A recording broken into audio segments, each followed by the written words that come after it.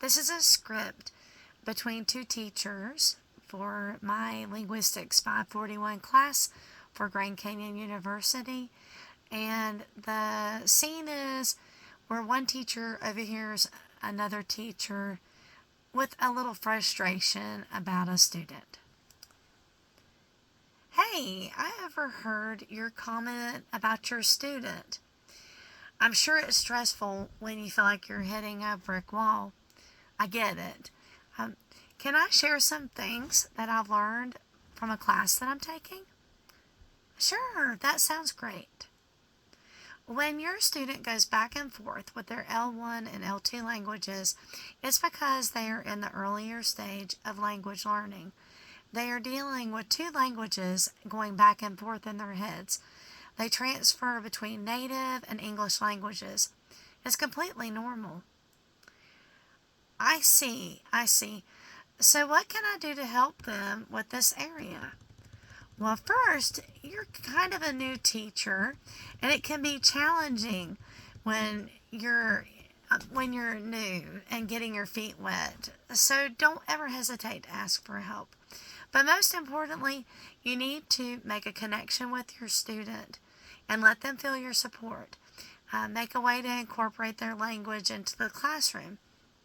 For example, encourage them to share their books and their language. When they speak words or phrases in their languages, have them look those up in English and then write it down in a notebook and find a picture or draw a picture.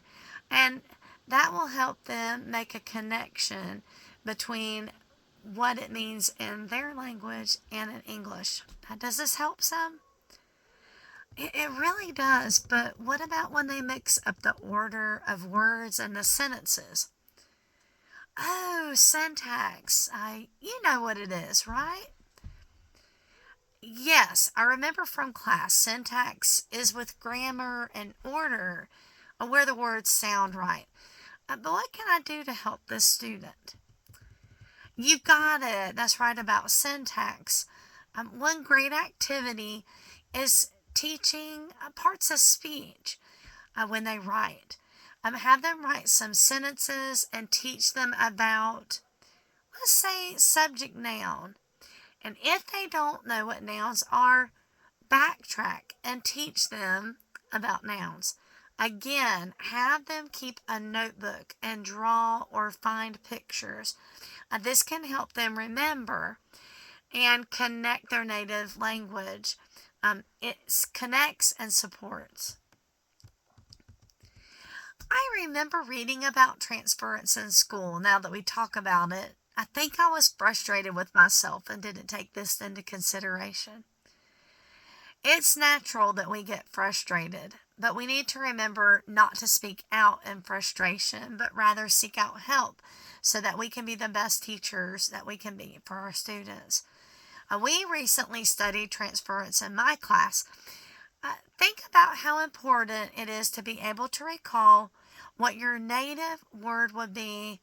Say for the word ice cream, for example. It would help you to be able to recall what your native word would be and connect it to the new language if you could picture it. Researchers have seen the importance of this in language acquisition. They have seen that there is interplay between the L1 and context so that they can understand. Yes, that's right. That makes so much sense. While we're at it, do you have some research to support syntax and grammar study?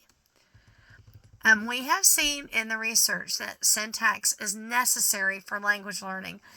It not only helps with the language learning, but it helps with comprehension, which is very important. It helps students to make complete sentences and not fragments. Also, make sure you work on those parts of speech like we touched on. This has been so helpful. I appreciate it so much. You're welcome. Just remember, we're all in this together. We need to support our students and their families. We don't know what all they're going through. Talk with them, their families, and us. We're all here for you. When you succeed, our students succeed, and then we all succeed. This means so much. Thank you for your help and advice. I will remember it and use it in the future.